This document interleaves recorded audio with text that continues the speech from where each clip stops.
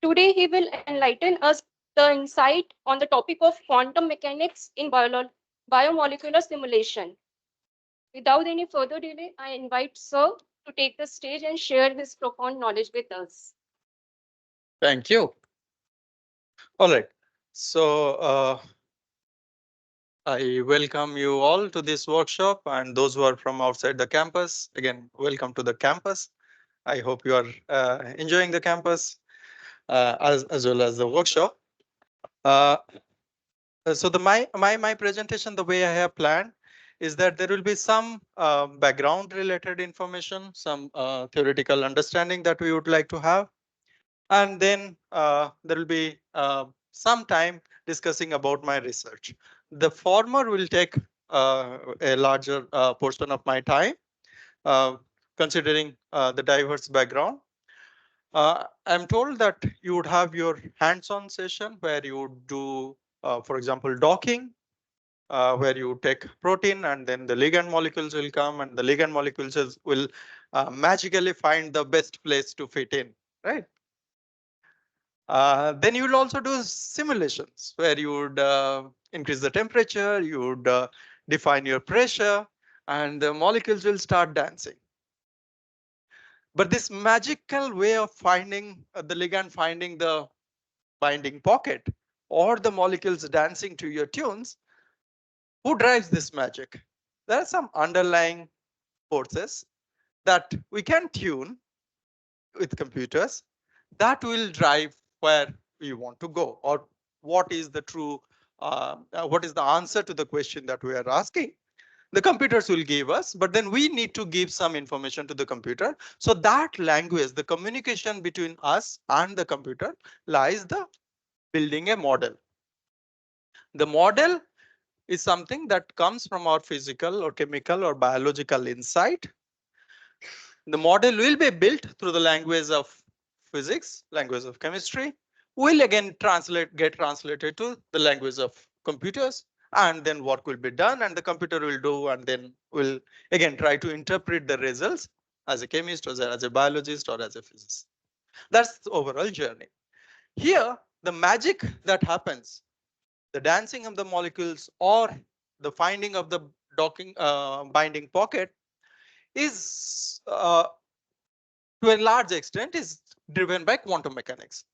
In my presentation, I'll tell you where all during in your research on biomolecular simulation, you actually use quantum mechanics, and how you can use, how to go about it, related information. Uh, okay, before I begin, so here there are hierarchy of methods.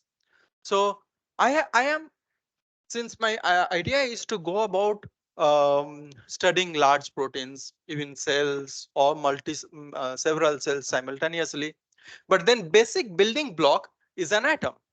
Or even if I want to go further down, the basic building block is like electrons, the subatomic particles. An atom, even a hydrogen atom, has a complicated atomic structure. Helium atom has 2 electrons, and that create nightmare for us. So the starting point is my electrons, atoms, and I am trying to go to materials, the human body. I want to simulate, let's say, a disease process. So I am facing, this is called the so-called length scale challenge. An atom is the radius of a hydrogen atom is a few angstrom. Or I mean, one Bohr is 0.53 angstrom. That's about the size of a hydrogen atom. So you go to any larger atom, they will be in the order of a few angstrom. Angstrom is 10 to the power minus 10 meters. Now you come to a molecule, let's say a benzene molecule, or a molecule which has an amino acid, which has now 7, 8, 10 atoms. So you are slowly reaching nanometer range, tens of angstroms. Now you look at a protein.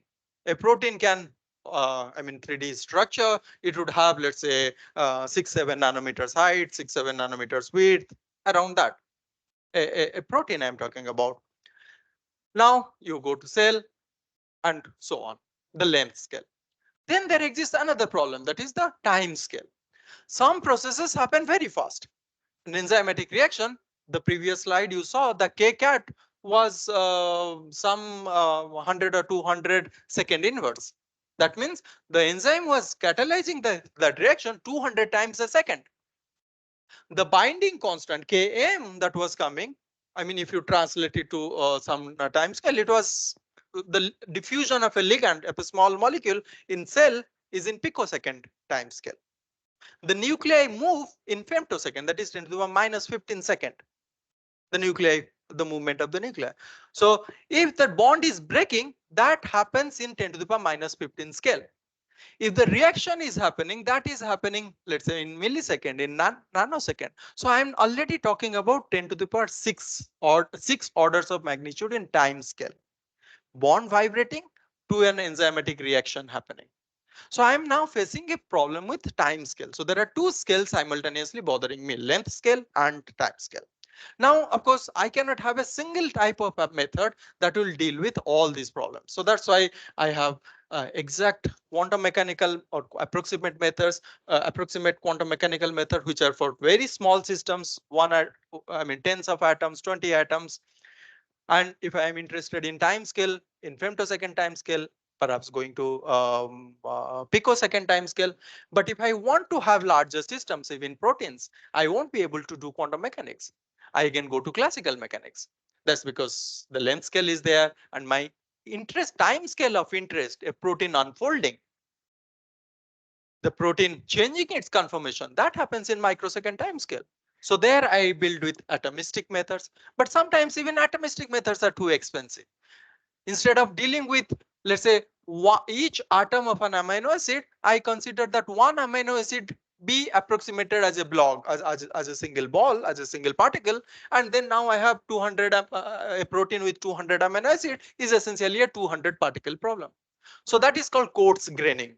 Instead of taking all microscopic information on atom, I combine a few atoms and make a hypothetical new atom. Let's say methyl group CH3. Instead of calling it carbon, hydrogen, hydrogen, hydrogen, 4 atoms, I just define a new hypothetical atom called methyl. That's a coarse graining. Instead of not going to fine grain, but the graining is coarse. Yeah, this method. And then there are continuum methods which are more appealing to macroscopic scale, like the time scale that we are more familiar with, the length scale that we are more familiar. So this is my hierarchical of method. We will mostly be in this region, atomistic. And now let's build a simple model that we can communicate to the computer and the computer will do something for us. For the time being, let's say that I have only a collection of atoms. Now, what would I need to know, or what would I need to give the information to the computer to give me some insight about the atom? Suppose I have one atom. What do I want to know? For example, I want to know where the atom is. The atom is here, so its location. Then I would want to know what is the size of this atom. Is it an iodine? Is it a hydrogen? Or is it a fluorine? Depending on that, the size of the atom. Because if it is a larger atom, it will occupy more space. Smaller atom will occupy less space. Now again, the third quantity that I am also interested in is the charge. There are some, like whether I'm dealing with a neutral atom or an ionic atom or a cationic system. So position, size and charge are three fundamental quantities that I need to give to define an atom in my model. Now this is the story when I have one atom. In fact, if I had one atom, I didn't care where I have kept, whether I have kept my atom here or here, as long as it is one atom, it doesn't matter, because the atom remains the same. But the moment I have more than one atom, for example, let's say two atoms, if first atom is here, the second atom, whether it is here or here, makes a difference. Why? Because they would start interacting. Now let's see what kind of interactions would they have. The interactions between two atoms can be described through these two forces. One is electrostatic forces. Why would they have electrostatic interactions? Because my atoms are charged or some charge. So therefore, if they are like charges, they will repel. If they are unlike charges, they will attract. They will do something. What kind of interaction can I use to define this interaction? Coulombic interaction. Electrostatic interaction is Coulomb law. So charge 1, charge 2 divided by the that 4 pi epsilon 0 and the distance. That's the one. This is the formula. If I have 2, I have, what is the computation? I have to calculate the distance between the two particles. Charge 1, charge 2, multiply, divide the distance. 4 pi epsilon 0 is a constant. Done. Now you say I have 10 particles. How many such calculations I have to do? Charge 1 with 2, 2, 3, 4 till 10. Charge 2 with 3, 4, 5 to 10. So what is the order? It goes as n square, because I can have n into n minus 1 by 2 number of interactions. So now if I have more number of atoms, just atoms, the number of electrostatic interaction increases. So now that is a computational challenge. Let's say a typical protein with solvation would would have, let's say, 100,000 atoms. How many electrostatic interactions will you take? N square. Right? So it is already going 10 to the power 10 number of Q1, Q2 by R. When I asked you to calculate Q1, Q2 by R, it looked very easy. Yeah, okay, that's 2 multiplication, 1 division. I can do it. Now do it. It's difficult, right? That's where we need a computer. That's the beginning. Now, this is about electrostatic. But electrostatic, if there are two oppositely charged particles, let's say hydrogen chloride, HCl. I have one, or NaCl, Na plus and Cl minus, sodium chloride, table salt. So Na plus, Cl minus, they're oppositely charged. What should have happen? They should collapse onto each other. Do they? The distance between them should become 0, right? What prevents them? Because they are not point charges. If my sodium and chloride were to be point charges, then they would come and collide with each other. But they are not point charges. They have definite shape, definite size. They would come closer, but beyond a point, they will start repelling each other. So only with this first term, my story will not be complete. Otherwise, everybody will collapse onto each other and then my story finishes. So I have to have some interactions which will prevent that. That is given by this van der Waals interaction or dispersion interaction. It has a long range interaction. So the functional form you look, there is some energy term here. You have two terms here. Sigma is a parameter, some value. 1 over r, r is the distance between two particles. Now imagine, suppose I have two particles which are very far from each other. Look at these two terms, the two terms in the bracket. Is the first term or the second term going to win?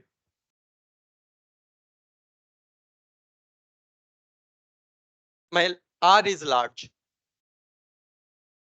R is large, it is in the denominator, so therefore the second term will win. Second term is a negative term. So when two atoms are far away from each other, they will come closer to each other because of this negative term when they are far. Now imagine I bring them closer. R value is very small. What will happen to the competition between these two terms? The first term will win. What will it do? It will repel. So there is a long range attraction coming from this term, and then there is a short range repulsion. So this force will forbid the atoms to come and collide onto each other, collapse onto each other. They will form some respectable distance. You come closer, but no further. Here is the boundary. That is defined by the size of the atom. If the larger atom would have, so iodine will have a larger value of sigma. So this will stay, okay, I am iodine, maintain this distance. Well, I am hydrogen, you can come closer. I am a small atom. So this is given here. Now this is the story when I have only atoms. But molecules are not just collection of atoms, are they? They are composed of atoms, but there is a method to this collection of atoms. When I define a molecule, I just can't have only that much information, electrostatic and van der Waals. I would have something else. Because HCl molecule, the reason why I immediately changed from HCl to NaCl is that HCl is a covalent, polarized, but it's a covalent bond. So that bond has to be defined in a way because that's special. Water has two oxygen hydrogen bond, one angle between HOH. That is just not collection of atoms. That is something more than that. Now, how do I define my bonds here? I can simply say that, okay, these are two atoms. They would be molecule only when there is a spring attached to them. When there is a spring, I can define a spring constant K. And then this one, which is R minus R0 square. R is the distance between the two atoms here. Now you tell me, what is the minimum value of this function?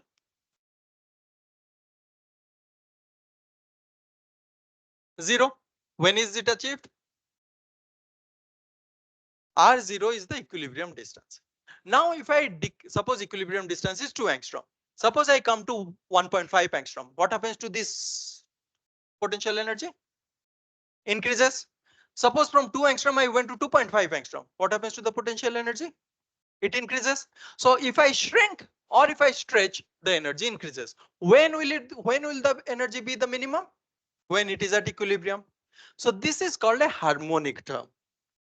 It's oscillatory, harmonic oscillator. You might have heard that there is a mean position, there is an equilibrium position around which the thing oscillates.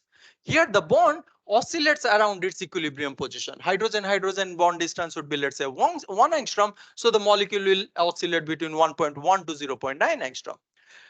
Atom A, atom B have, let's say, equilibrium distance of 2. The bond will vibrate between, let's say, 1.8 and 2.2 angstrom. Right, I'm just giving away some numbers to get you an idea. So these are called harmonic motion. Near the equilibrium, the atoms are moving. So just like I have a bond, I can similarly define an angle.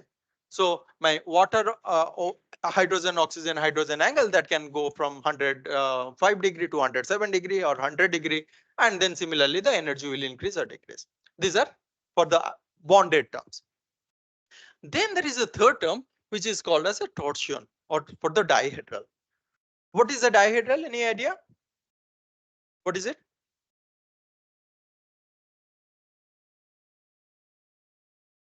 So suppose you angle between two planes. Suppose if I have a triatomic molecule and then connect the fourth one. So I have A, B, C. I had A, one atom. I went to B, a bond. I went to C, an angle, defined an angle. Now I am introducing the fourth. Now the fourth, without changing A, B, C, I can, you see, I can imagine that I'll put it on this. I can put this above the plane. I can put it below the plane. Right. Now I have a possibility of rotating it. Right. So that is called a dihedral or a torsion. The best way actually is to represent with this with the hand like this. So I have 1, 2, 3, 4 bonds, atoms, and then I am changing my rotation. Now, depending on that, I have this form. Can you see anything in this term? This, what would be the role of this n?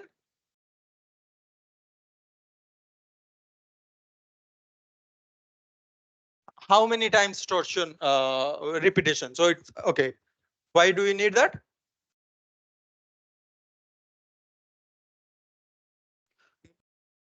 Can you give me an example where?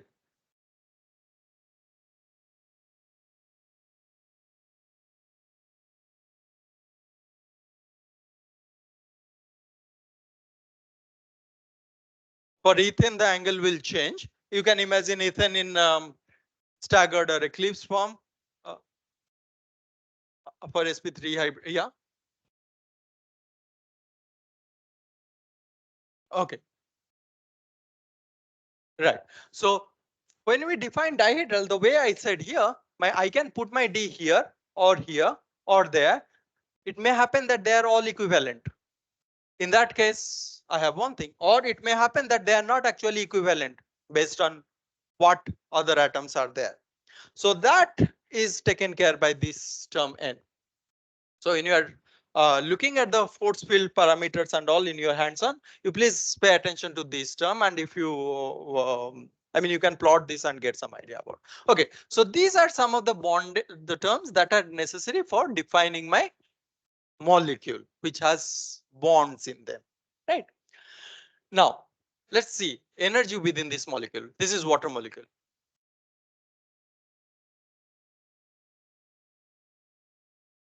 Yeah, I had, but then okay, I have this. I wasn't prepared how many of the chemists will be there.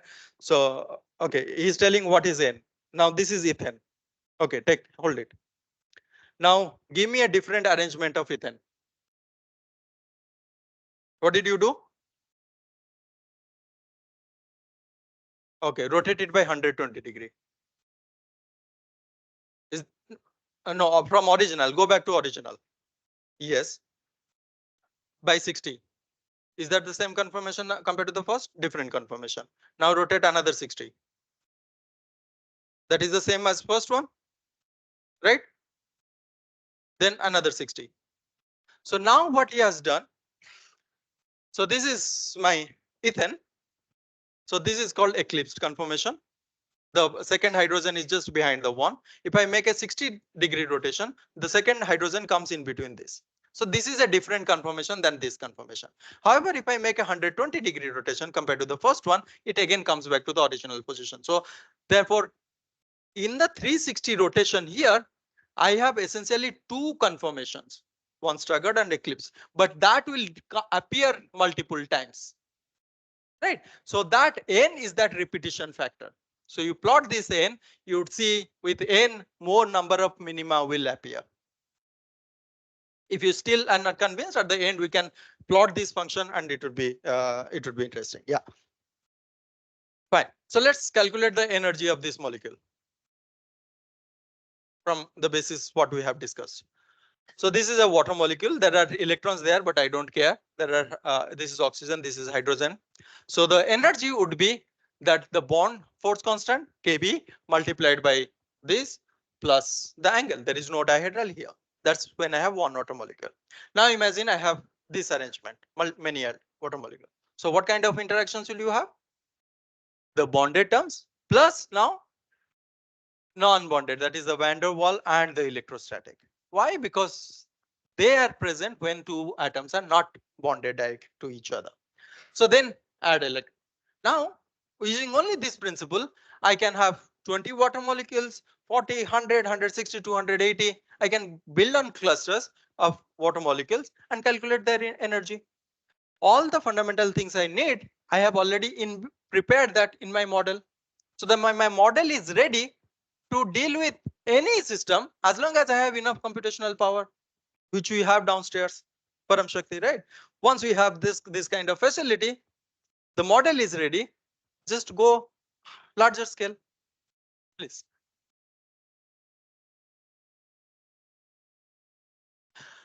We can have, but in the force fields that we generally use, we do not have that. Now, how can I incorporate that dipole terms or charge dipole with induced dipole? The options are not endless, but plenty. How would I do that? I'm coming to that. Okay, so in a typical molecular dynamics, which you will do, it goes like this. So you see that if I change my atom position, my energy, potential energy will change. So V is a function of X. Xi is the location of ith atom. If I change the location of ith atom, the energy will change. Now, given a distribution of atom, I can always calculate the potential energy that I showed. Now, imagine I displace one atom from its position. The force energy will change because each atom's position will contribute to the energy. Now, if the energy changes with respect to change in the position, I can calculate this. That is force. Now, this force is acting on atom I. The force can be translated to acceleration because second law. Now I got an acceleration. Using acceleration, I can get the speed of velocity of atom I. If I know the speed of atom I at time t equals 0, I can know the speed at next time. And if I know the speed, I can translate, because if it is moving with this speed, its next position is going to be here. This way, what I have done is that I started from xi at time t, but I have ended up at xi at time t plus dt. It's a new position. Now, when position has changed, the potential energy also changes. Now I am back to this beginning. So I have a new position, new potential energy, new thing. Then I continue. Now this is my How am I changing? I'm changing based on the forces as a function of time. This is called a trajectory. The previous portion, what we did, define the potential energy, that was the force field. Do a classical equation of motion, Newton's equation of motion, and you get a trajectory. Just like you take a ball and then give an initial push, the ball will go and you can predict where the rolling ball will stop. Just like similar way, if I start with a particular assembly of protein and give a initial velocity based on the temperature I am doing, the molecules will move and then I can tell about their dynamics. The dynamics will eventually tell me whether a whether a loop is opening up, if the protein is unfolding, if the ligand is coming in. So all the questions that we are trying to answer are in principle managed with this. Yeah,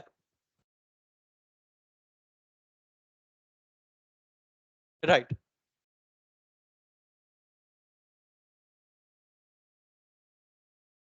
Why is it not valid?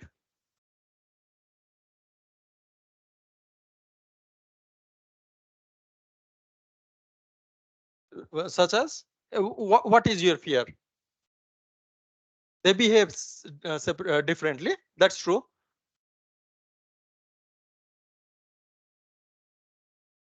Yeah, thank you.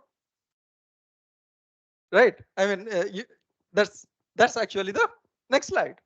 So he's prompting me.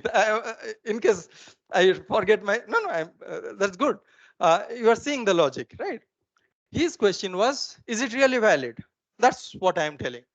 Now this is what molecular dynamics, but as he was anticipating, there are places where it is going to break down. What are they? For example, here the atom types are fixed in a classical molecular dynamics. Suppose you take a carbon atom, you define this carbon atom, which was initially connected to all other carbon atoms. It is in one environment. During the course of dynamics, another polar molecule has come closer to this. Now, because of that, the nature of this carbon atom has changed. But in your force field, you have no way of changing that. Once you have defined your force field, you are stuck to it. The changing chemical nature of the atom during a dynamic process, you can't do. So that's a limitation. Fixed bonding description. If I define two bonds as bonded, they are bonded. That means no bond breaking can be studied. No new bond formation can be studied. No chemical reaction can be studied through classical molecular dynamics. But enzymes do show chemical reactions, right? So that's where molecular dynamics, the classical dynamics will not work. Again, it doesn't care about electrons. As you was telling, there is dipole moment with dipole-dipole interaction. Where have they gone? I don't have electrons. Where would I get this? All I have is atom with some charges. So that is not there.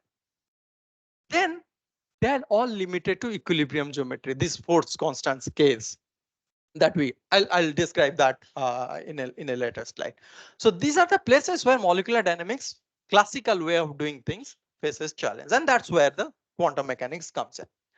Now, where do we need quantum mechanics in biomolecular simulation? The first place where even if you do not want to use quantum mechanics, but still you use quantum mechanics, is getting your force field. Even if I am doing only classical molecular dynamics, I need force field.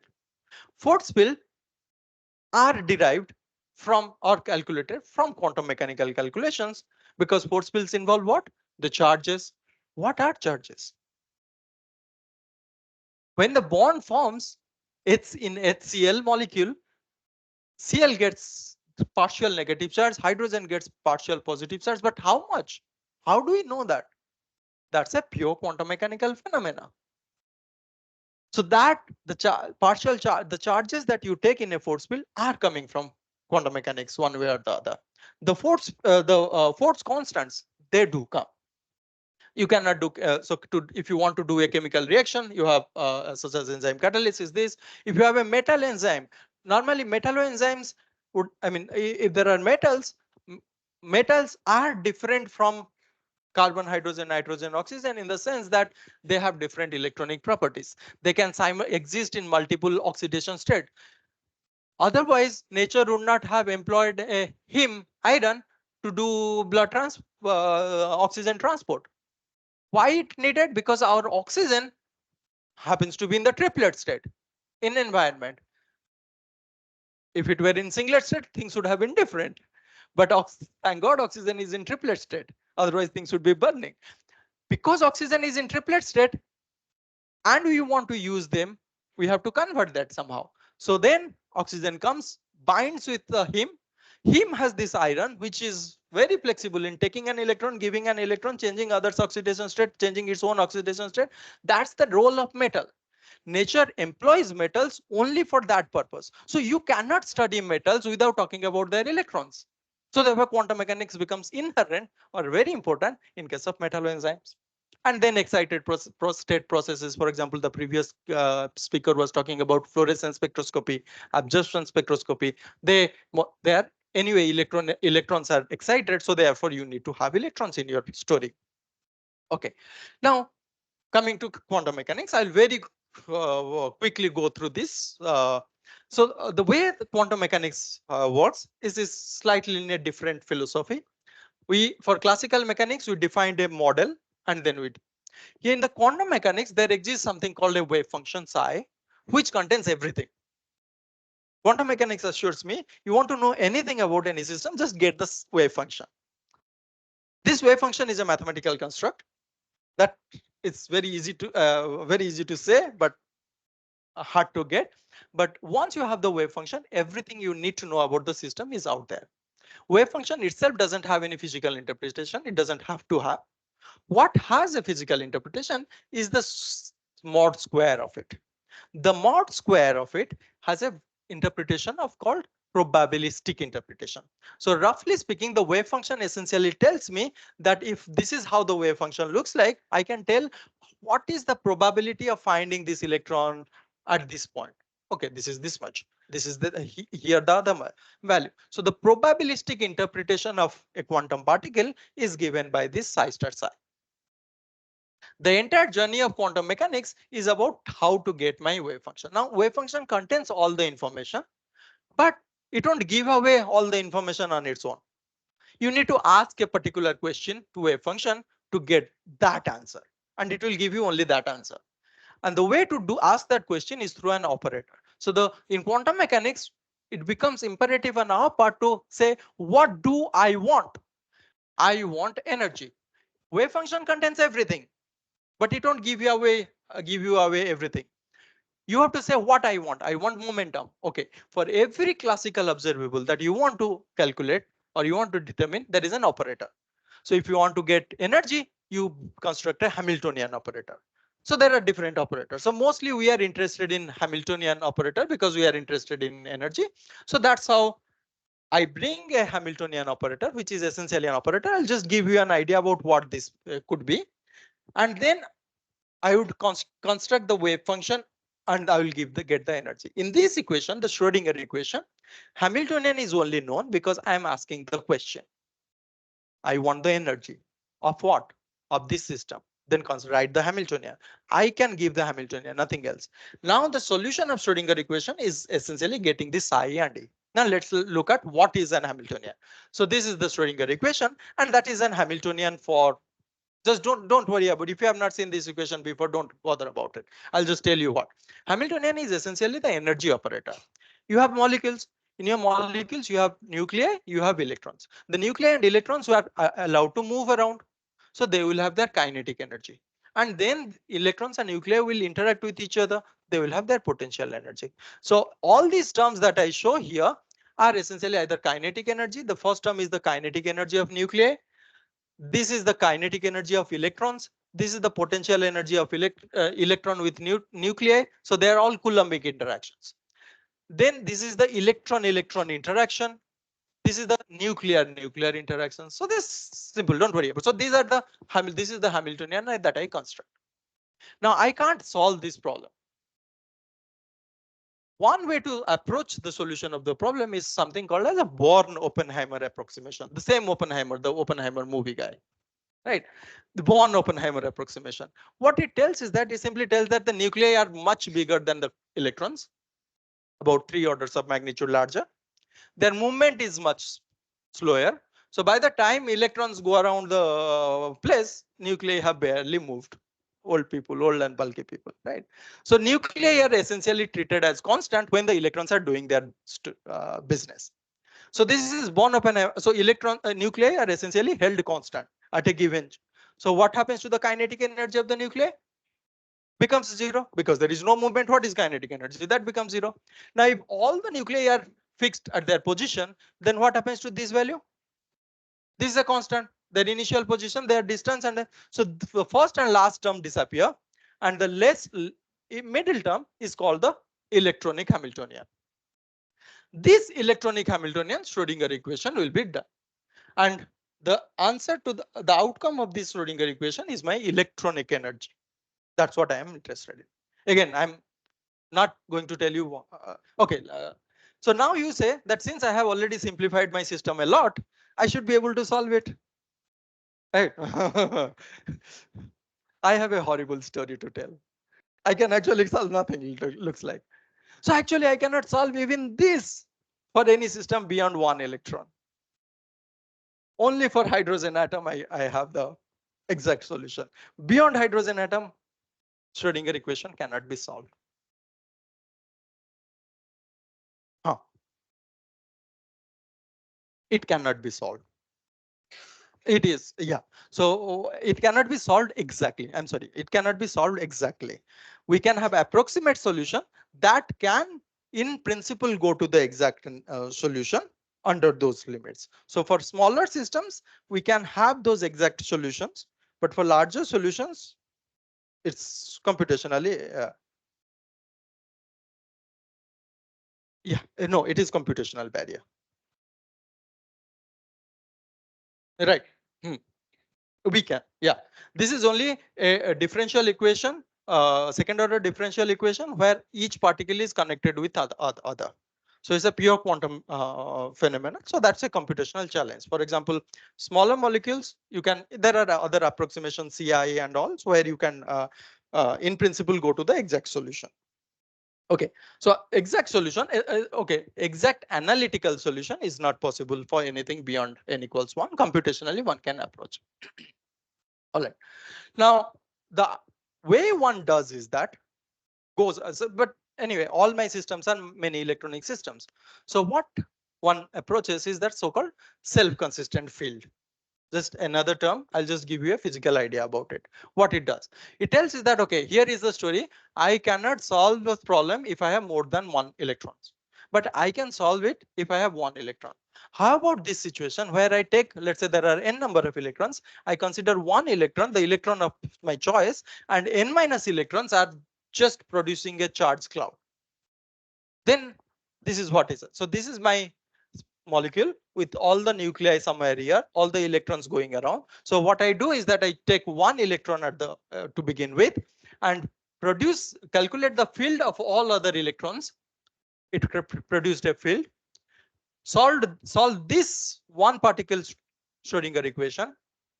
Now I solve for particle 1. But what about particle 2? Okay, go ahead, do it. So I'm now again doing particle 2 as my particle, n minus 1 at charge cloud, and I repeat it for each electron. At the end, I get some idea about all the electrons. But you remember when I was doing this, only electron 1 was wave function was being known, but electron 2, 3, all these things I did not know. So now what I do is that I start an iterative process. So this is the meaning of field. So each electron experiences a field. Now what I do is that at the end of my cycle 1, where I calculated for each electron, now each solution will give me a new wave function for that electron.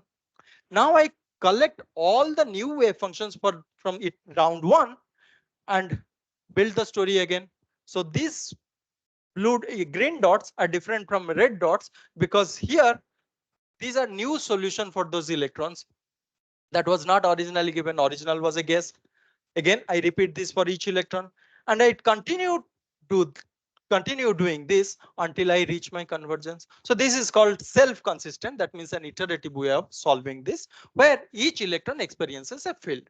So that is the most fundamental or basic way of going about quantum mechanics, and we will not go beyond that because I know that our purpose is something else.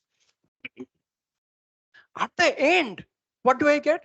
I get a total wave function, that mystery quantity which I was trying to get.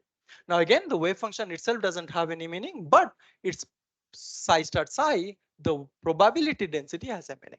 Now this is just for a molecule which whose electrostatic molecular electrostatic potential, or the electron density, in other words, some sense of it is shown, the electron density. Now what do you see? So there are some oxygens, so there are some nitrogens. This one that you see shows what is the electrostatic potential and on which region of this atom, of this molecule. Based on this electrostatic potential or the electron density plot, now we have to distribute the charges onto different atoms. See, there is a problem now. If I have one atom, all the electrons of this atom are its own. If I formed a molecule, now the electrons of both the atoms of this molecule belong to the molecule. They do not belong to atom 1 or atom 2 anymore because they are part of the molecule. They become the electrons of that molecule. Now, to get the charges, I have to fragment the electron density into different atoms. And then there is no unique way of doing it. Everyone, I mean, there are several different ways. Based on the schemes that I am using to decompose this electron density into different partial charges, I can have, let's say, Mulliken charges, Lodin charges, Hirschfeld charges, RESP charges, NBO charges, and so on and so forth. How many of you have heard any of these names? Which names have you heard? Mulliken. Yeah, the Mulliken is the simplest of them, doesn't give much information. Anything else? Any other? RESP, RESP charges. NBO charges, more chemically meaningful. So these are different charge schemes. In fact, your different docking models have charge libraries which are taken from different philosophies. Someone was asking between Autodoc Vina, then the other Sybil and the other docking softwares. They have you compare their charges. That's slightly different from each other. How are they? Why are they so different? Why can't they make up their mind and have one set of charge? That's because there is no unique way. All you have an electron density. Different people decided to fragment it in different ways. So quantum mechanics is there in your defining the charge. Now, where else the quantum mechanics would come? Now, this is the Schrodinger equation that you solved. Now, I had so many terms. This capital R, the electronic energy, is a function of capital R. What is this R? The capital R is the coordinates of the nuclei. Small r are the electronic coordinate. The energy that you see here only depends on the capital R. Suppose you have a diatomic molecule. What you do essentially, you take the diatomic molecule in 2 angstrom, solve the Schrodinger equation, you get one energy. You move it to 2.1 angstrom, solve the Schrodinger equation, you get another energy. You move it to 1.9, you get another energy. So you move your R along x-axis, and potential energy electronic, that comes in the y-axis. When you plot it, you get a plot like this. Can you tell me in this region why there is this repulsive wall? What does that mean? That means if I'm bringing two atoms very close to each other, they will start repelling. My energy will just go drastically high. This is what it tells. What about the right hand side?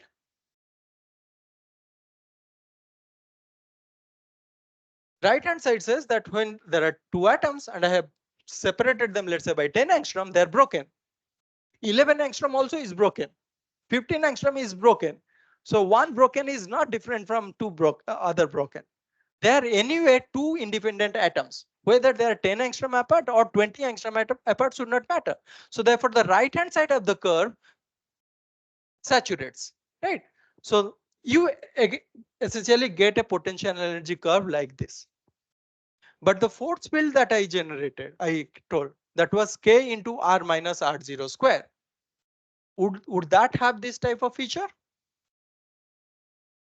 So this is the potential that I am usually getting. Harmonic potential would appear like this. This is bound. The harmonic potential that I defined in my force field cannot describe the bond dissociation.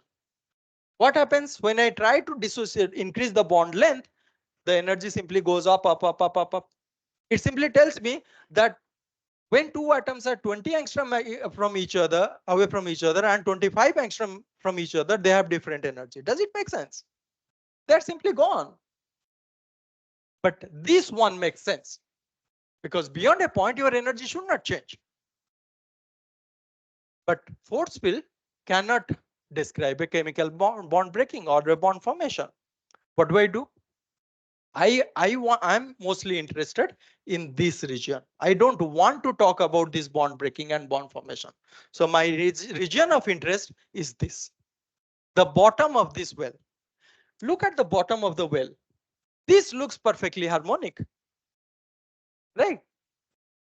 Now I just calculate the second derivative of this energy function in this region without care looking at the long distance regions. That gives me the force constant that I use in my force field.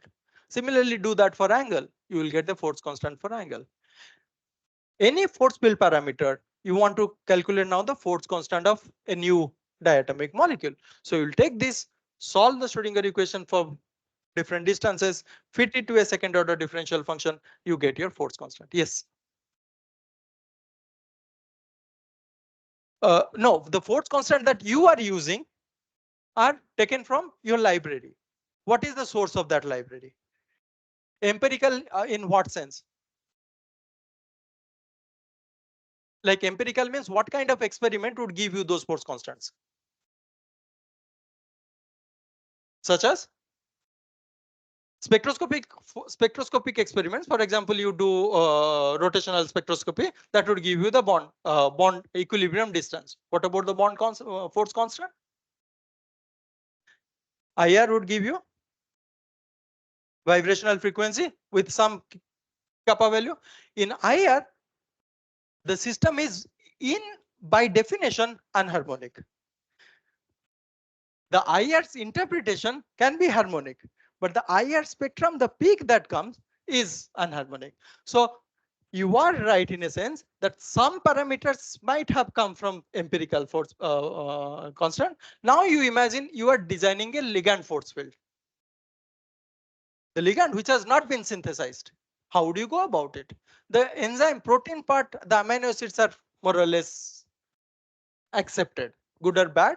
We have learned to live with them, those force fields. But a new ligand, that's the first challenge. You can either do a similarity based force constant. Okay, this is a CC bond with the neighboring is an electronegative atom. Let me look at the library whether I have such a situation, then I give this. If similarity works, it works. But it doesn't work, then you can always calculate it. And the calculation is this. You calculate the energy, get the potential energy surface, the second derivative gives you the force constant. Yeah.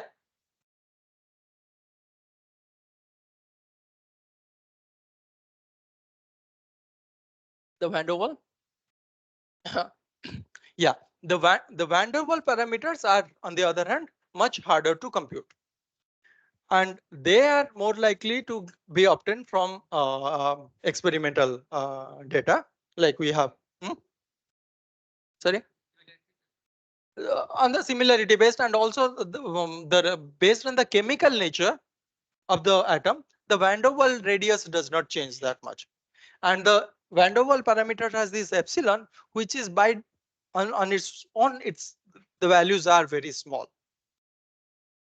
So therefore, yeah, sometimes but the van der Waal parameters are much harder to compute.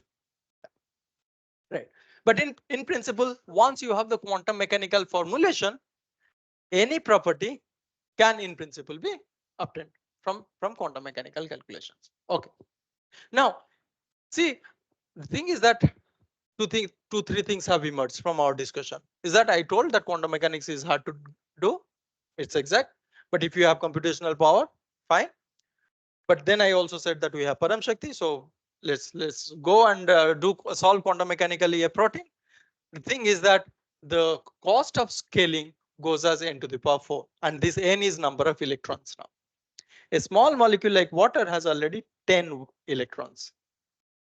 I'm not only talking about atoms now, I'm talking about electrons. The scaling is much very harsh. So therefore, at the moment, so if I have number of electrons, this is the timing that one would expect to. So if one number of electron can be solved in a millisecond, so 500 electrons, which is not much. I mean, perhaps an amino acid would have closer to that, or a polypeptide would have that. So it would take 2 years. So two calculations, PhD over. Right. So the cost scaling is enormous. Now what to do? I have to complete my PhD, right? So when quantum mechanics gives me accuracy, gives me flexibility to study reaction, but it is expensive. My protein has a lot of things. Not everywhere reaction is happening. Where does the reaction happens? At the active site. So invest where it is needed. The rest can be treated somewhat, have somewhat less more qualitative manner. This is what essentially it does. So you have molecular mechanics, the force field based method that can go from small atom to very large number, but accuracy is always low. You have quantum mechanics, which is very accurate for small system, but your accuracy fails as you go larger. What do? You take the best of the two worlds. So when you need two things and have, you want to have a hybrid thing. Like that, there used to be an ad with a tagline when I was young. Zarurat hai do fir bhi ek yaane something comes. Shah Rukh Khan used to do that ad when he was also younger. Yeah, so this is two in one or hybrid. Uh, the most fascinating example is Narasimha story, right? And hybrid at so many levels, right? Neither will be killed by a man nor by an animal. So here is the man lion. Neither inside the room nor outside. Here is on the doorstep. Neither in the day nor in the night, in the evening. So that's the most fascinating example of hybrid. Yeah, and other stories do exist. So this hybrid idea that faced a Nobel Prize in 2013 to these people. So this is the idea of hybrid QMM method. So let's just briefly tell that how can I do a QMM calculation. So what I did so far in your hands-on session, you will be shown docking. That will be classical, but I told you that the charges, the force constants can come from quantum mechanical calculations. You will do your MD simulations, the force constants and all would come, but there you can only talk about conformational dynamics, enzymatic reactions and all you cannot study. Suppose you are interested, then there are these QMMM approaches. I'll just again, the way I have made it, I would keep it qualitative. Although all of them are, when you implement it, they are extremely quantitative methods, but my story will be qualitative. So here I have a situation. I have the region here. This is the entire protein. The orange one is my active site. That's where the chemical reaction is happening. So let's have a hybrid approach where I say where the reaction is happening, the active site, define that with quantum mechanics. That will be, let's say, 10 atoms, 20 atoms, 50 atoms, 100 atoms. We can do that. The rest of the 100, typical size of the system is 80,000, 90,000, 100,000. The rest of the atoms, 100,000 minus 100, those many atoms deal with molecular mechanics. That's where the force field is used. This is where the wave function calculation is done. You spend your resources where it is needed. Now, how do I do that? First, how much time have I finished already? I have time. Yeah. Yeah. So stop me. I saw you, so then I got scared. No, please. I just lose the what is that called? The sense of time. But you are there, right? You'll tell me. Uh, we'll stop when my time is when she said. Okay. So I have this enzyme. Now what I'm doing is that I'm removing my active site region from my enzyme. This is just a blank space now. The enzyme devoid of my active site. Now I am creating it.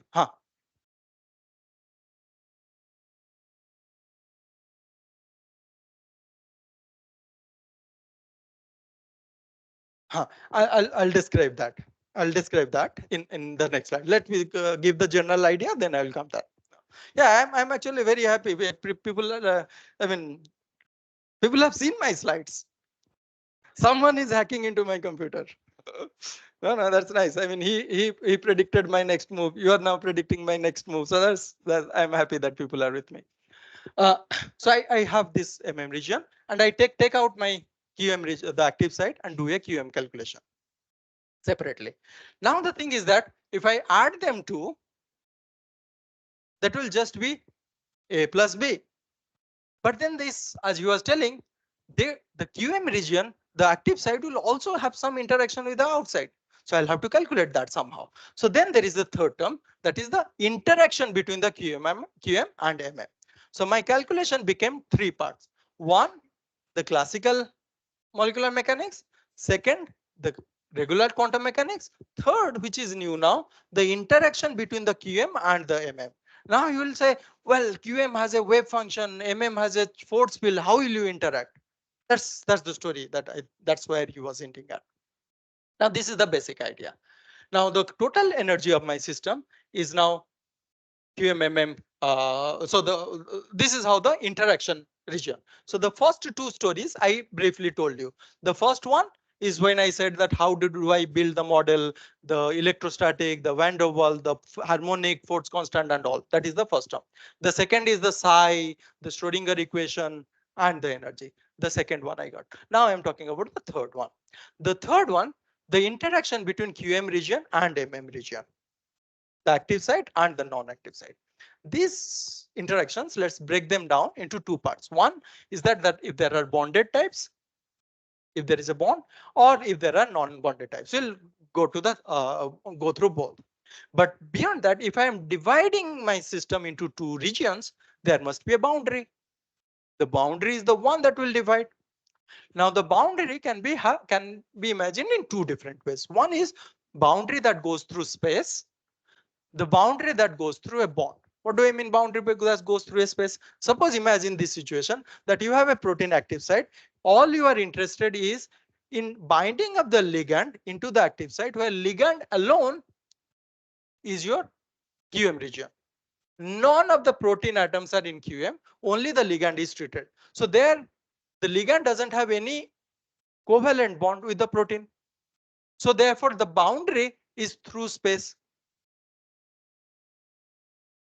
If you are studying the interaction of one substrate, another, let's say a cofactor or so, or a prosthetic group in the active site, the protein essentially gives an environment, a pot, so to say, where the reaction happens.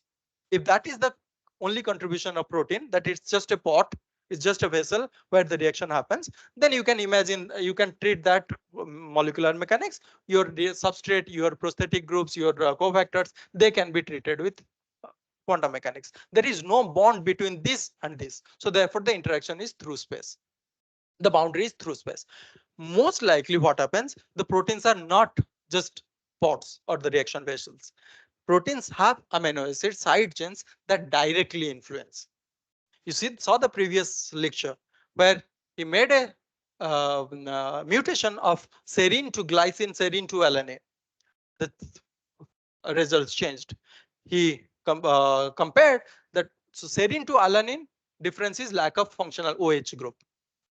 Serine to glycine is lack of two things, functional group OH plus that CS3.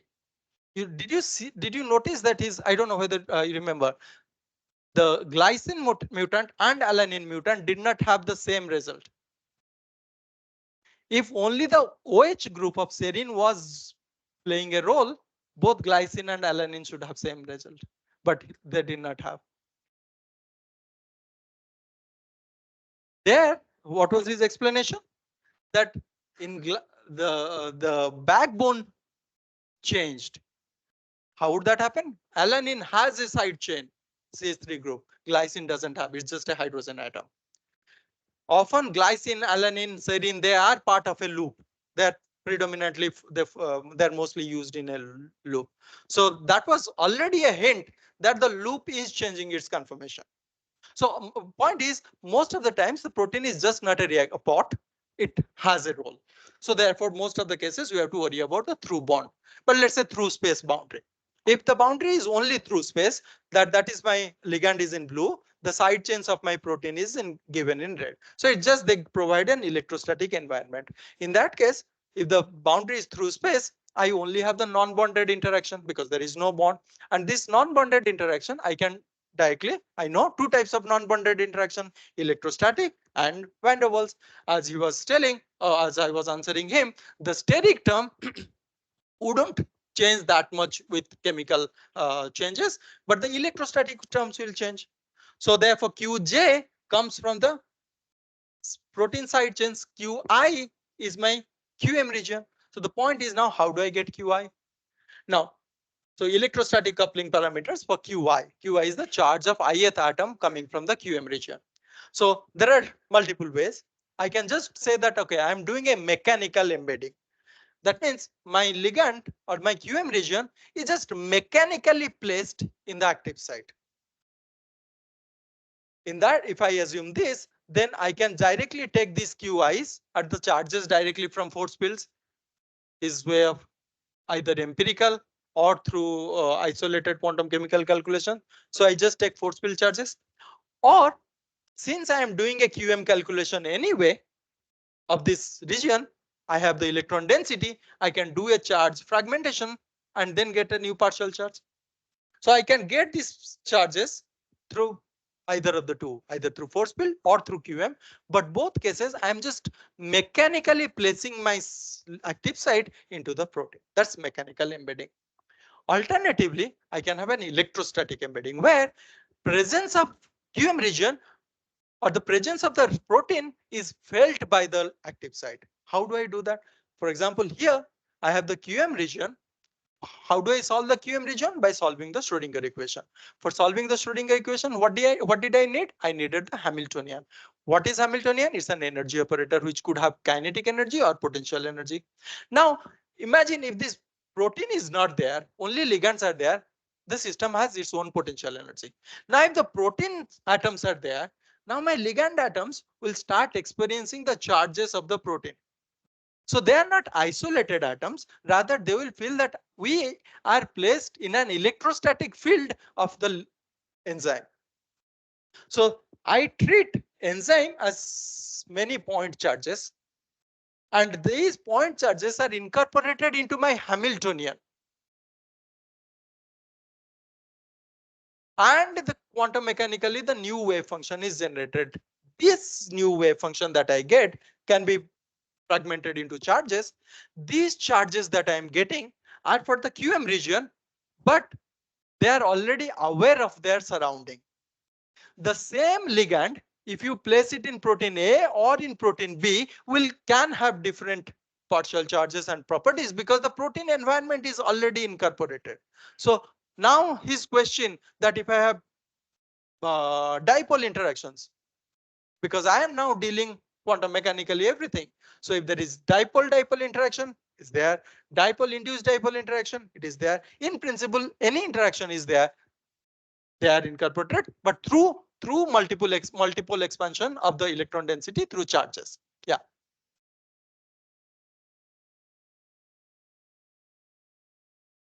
Right. Hamiltonian operator. No, in this calculation, my Hamiltonian has the regular terms, all the terms that we showed, plus a new term, a potential energy of interaction of point charges with this. So I have an additional potential energy term that is solved. If you have done some quantum mechanics at earlier level, Hey, you please, you'll stop me without hesitation, yeah? Hmm.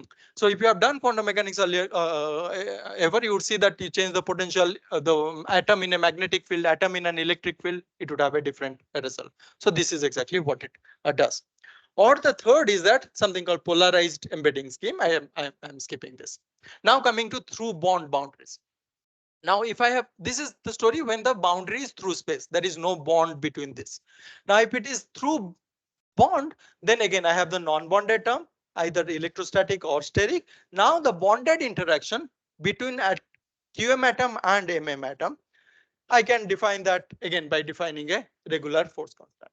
But then when I separate, if the boundary runs through a bond and I'm separating the QM region from MM region, then I actually have a problem. What is that problem?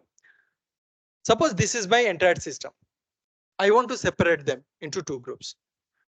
One side, suppose for the time being, I want this region, I want this region to be, let's say MM, this region to, oh, sorry, this region to be QM, this region I am not interested. So I'll delete this region. But when I delete this, so I have two regions and I am separating them. So when I delete this, what do I get? The valency of this carbon, this atom is not fulfilled. So there is a dangling bond. When in the previous case, when this was there, this is all right. But when I'm removing this, I'm cutting a bond, then I'm creating a dangling bond, a loose valency. So then what I introduce is called a link atom. I just provide a hypothetical link atom. Let's say hydrogen is often the case. And then now this is my entire system on which I do a QM calculation. Okay, just to give you an idea about it. Hmm.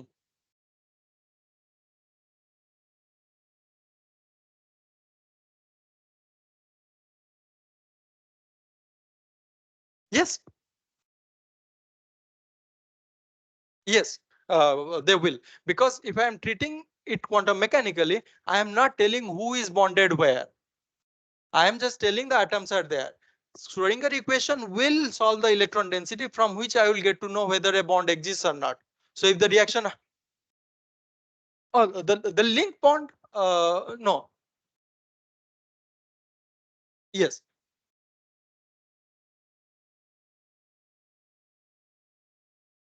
yeah.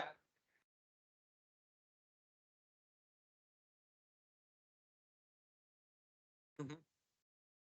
No, if my bond, if my chemistry of interest is that bond, certainly I will not run a, I will not throw that. I will break, I will make a boundary which is of less relevant region. And once I have, let's say this is a CH bond, that its breaking energy is very high. It's unlikely to break. That will have a very, we know which kind of bonds will can break in a reaction. Yeah, CH functionalization is a big story, right? Yeah. All right. Now, so what would be a typical workflow of a QMMM? So you'd, the step of QM before doing a hybrid QMMM, often a classical simulation is performed. So you'll do actually most of this in the hands-on. You download a PDB, you model this, you solvate it, you neutralize it, you add some salt, you create a topology, you do a classical MD simulation. So this will be covered during the course. Then you define your QM region, create a new topology for MM. Why? Because you have removed your active site. So new, then create a new port protocol where you give your coordinates, you define your charges, the overall charge, the multiplicity, because now it can have a singlet state, triplet state, the spin multiplicity is I'm talking about. Then you have different methods for basis sets, functionals, and then there are many trade secrets that one goes through, right? So this is a typical workflow.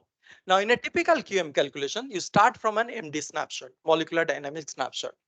You do an MN job through a MM program, molecular mechanics program. You learn GROMACS. Through MM job, you get the MM energy, molecular mechanics energy, force, molecular mechanics force on the MM region atom. Now you start a QM job on the QM atoms. So for that, you need a QM program. There are many, like there is Gaussian, there is Orca, there are other programs. The energy of QM, the forces from the QM atom. Now the wave function, the electron density, the partial charges, and any other property that you want to get, they are all there. Now comes the third. You have to have a QMMM assembler, someone who will understand the QM part, MM part, and give you the interaction. So you essentially calculate the QMMM bonded, QMMM steady, QMMM electrostatic, and the forces corresponding to that, because every energy would have a first derivative as force. So now you have forces coming from QM region, forces coming from MM region, forces coming from QMMM interaction. Together, these forces will be used to construct your trajectory. That's just the way first slide in the beginning I said that you change the position, you change the force, you come back and then iterate over time. It's again the same thing, but here the forces are coming from multiple sources. Some from classical mechanics, some from quantum mechanics, some from interaction between classical region and quantum region. There, with using this, you can easily build your. I'm skipping this. Uh, uh, okay. So I just what I skipped is that there is a different way, another way of doing a QMMM called a subtractive scheme. That just details. Once you start doing it, you will get to know. The idea is what I am interested. But once you are able to do a QMM calculation, what are the scopes of application? So, for example, you can do a geometry optimization where you want, suppose you have the protein crystal structure, but without the ligand.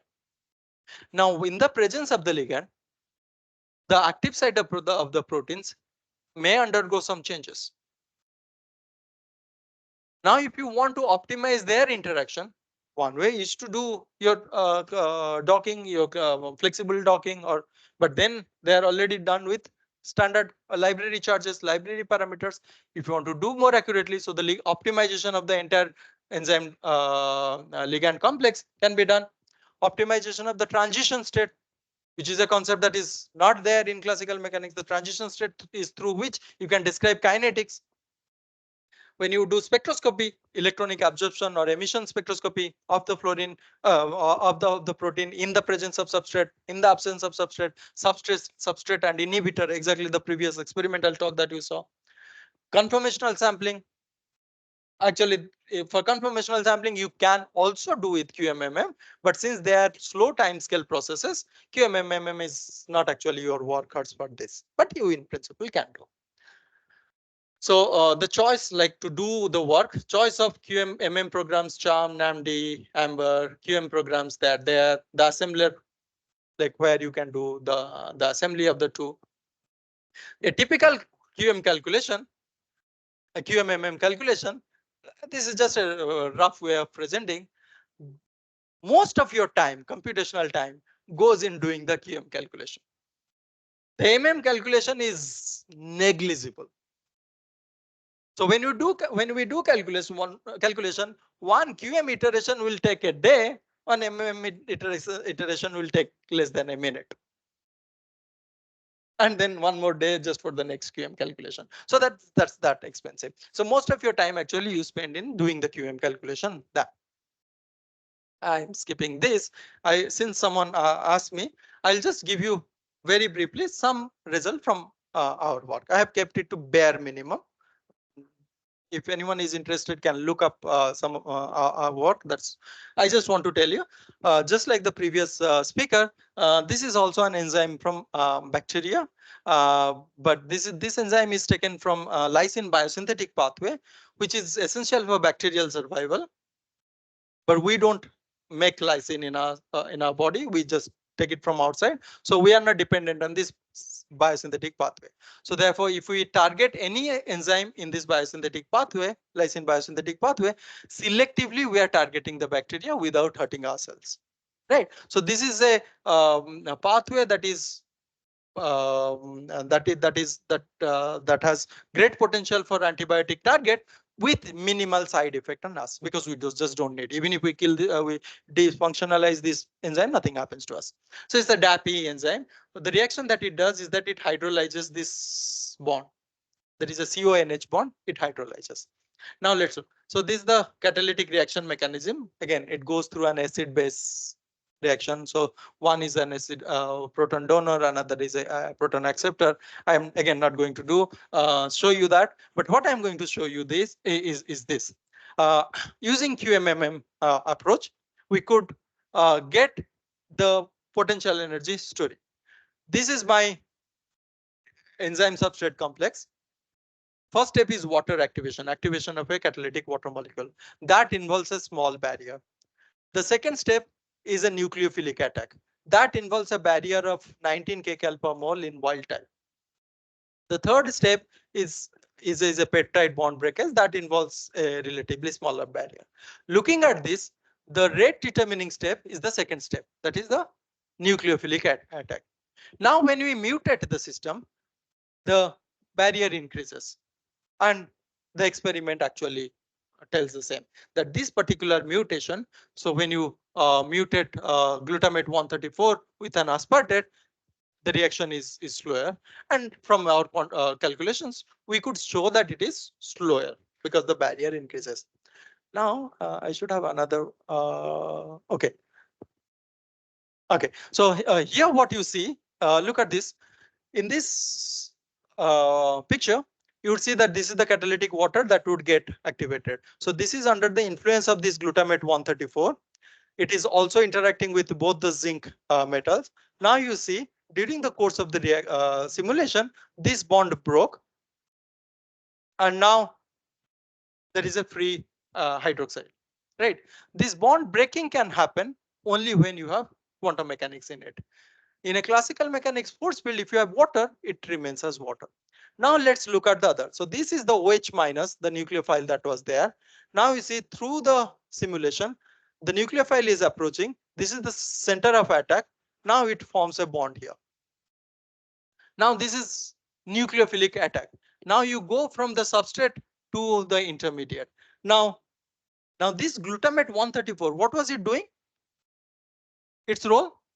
Throughout the journey, it was guiding the OH minus, the nucleophile. Now imagine you mutate it with aspartate. What is the difference between glutamate and aspartate? One CH2 group. Now for aspartate to do the same business, it has to pull the entire chain in which it is attached to be able to give this escort service to this OH minus, which it can't because it has to pull an entire region. Although it manages to do it, but it is less effective in doing it. So that's why the activation energy increases. Mutate it with alanine, we showed that. Mutate it with alanine, there is no functional group to do that. Nothing happens. The reaction just goes haywire. And that's also the experiment we showed. So with quantum mechanics, we can not only explain the explain the experimental results, we can see the things that are happening during the reaction. And yeah, so this is just comparison of the energy that, okay, with the static QMMM, with the dynamics, we are able to do it in a much better way. Yeah, so that's a small example. Announce it up. Thank you. How did I do? How long did I take? Okay. Thank you, sir, for your valuable talk. Yeah. If anybody wants to question.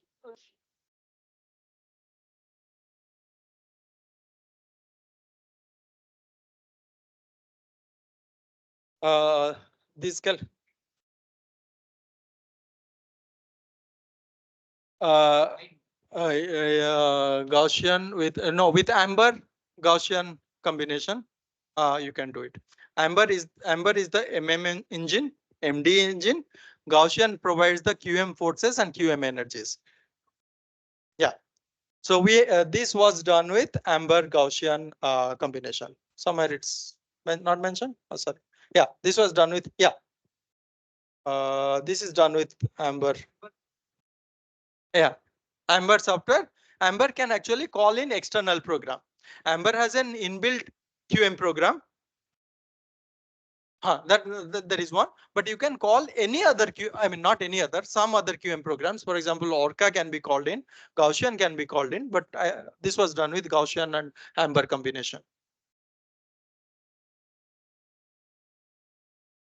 Yeah. But Gromax also has a QMMM engine.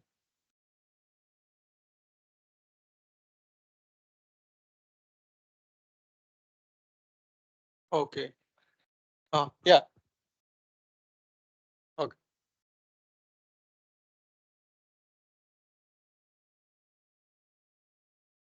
Yes. This umbrella sampling. Yeah. Yeah. We do 30 windows and reaction coordinate, I think, was that distance or a linear combination of the two distances.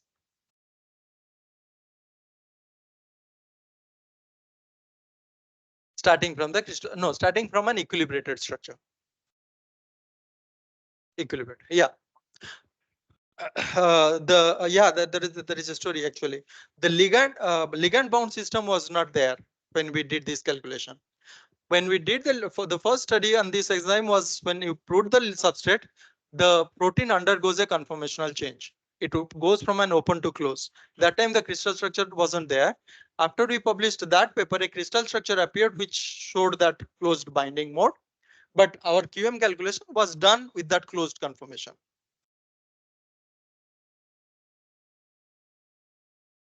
The catalytic water should be present. Yes. Yeah, that's where I was. Only pure mere docking perhaps would not have given us agreement with, because only with docking we normally don't do flexible docking. We do rigid docking. Only with docking the protein is not responding to the ligand binding environment. There is something called induced fit method as opposed to lock and key. The induced fit method tells that both ligand and enzyme undergo conformational changes to adjust to each other. That was necessary to get the proper binding mode.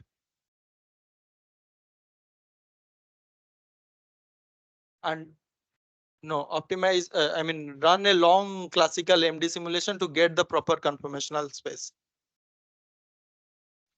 I mean, it was done. I mean, how long is depending on how rich you are.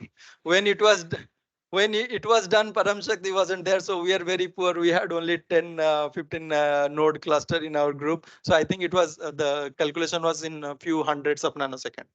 Now we are routinely doing microsecond. We are very rich. I shouldn't show off.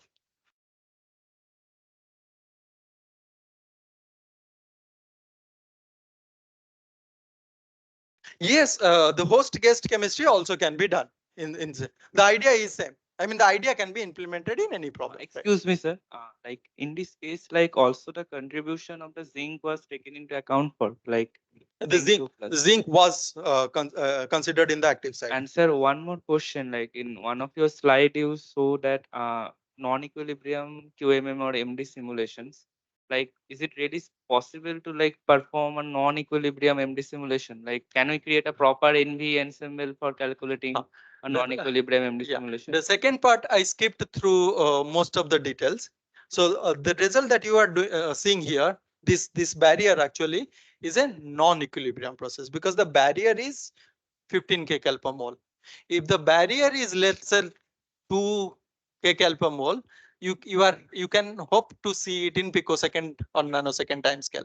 Anything beyond that, the time scale that it would require to climb that barrier is much larger. So therefore, in our calculation, these are all picosecond level calculation, QMMD calculation. So they were all driven. So as you was telling, along an umbrella coordinate. So that's how we estimated the barrier and then got this.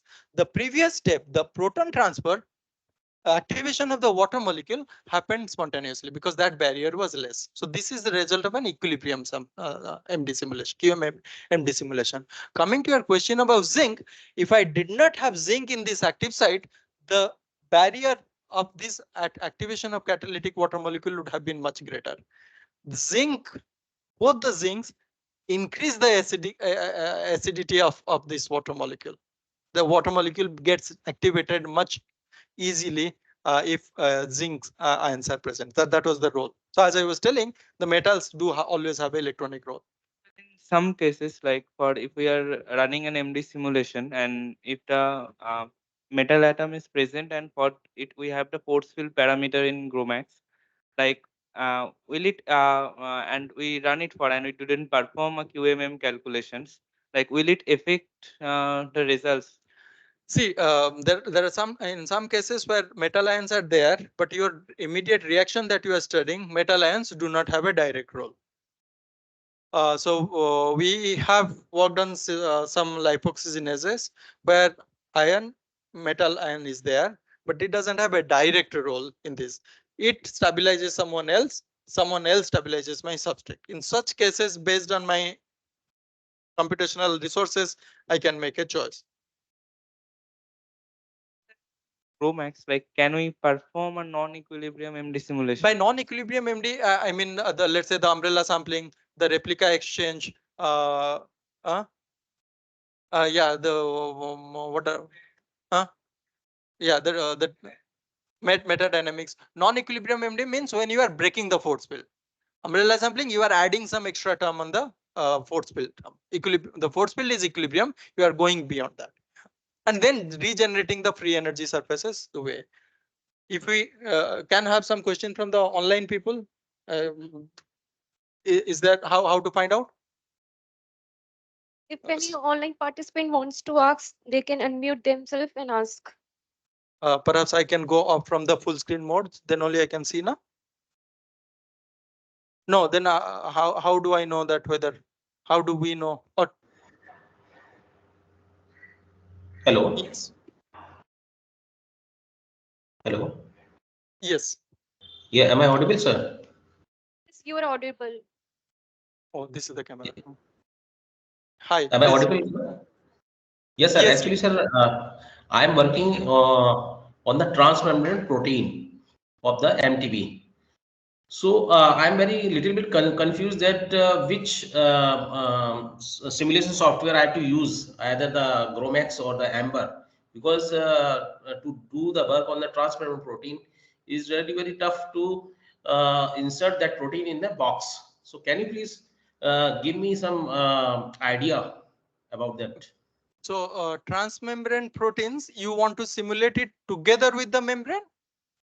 Yeah, together with the membrane, sir. Together with the membrane. I'm not sure. I mean, I have not done much on the membrane. I have only experience with only one problem with membrane. So that um, we did it with Gromax. So I'm not sure whether like because you see membrane building also you would have other like to build your membranes, the phospholipids that you need, that has to be there. The force fields have to be compatible. You have now protein force fields, you have now membrane force fields. So that also has to be seen whether amber force fields are I mean the membrane and the protein force fields are reasonably compatible or not. So that is something a bit on literature survey would give you an idea. Unfortunately, I do not have all the expertise to tell you. Okay, sir. Okay, thank you. Please check some recent papers and then you see how what they have discussed about the force fields, the compatibility of the force fields, and the rest of the. If you have an MD engine, you can always drive the dynamics. That is not an issue. But I will be a little more worried about the compatibility of the force fields that you are taking. Yes, sir. Okay, okay. Thank you.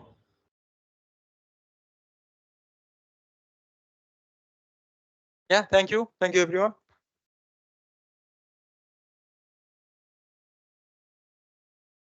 We are having a lunch break, and lunch is arranged downstairs, the left side of the entrance where Param Shakti is kept.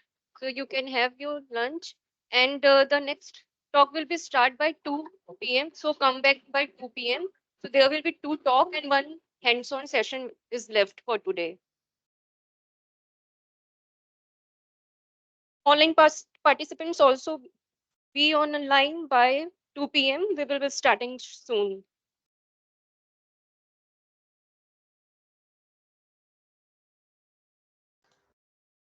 Okay, ma'am, thank you. And can you please share the PPTs of all the speakers? We share the recorded lectures. We can't share you PPT directly, but we share the lectures.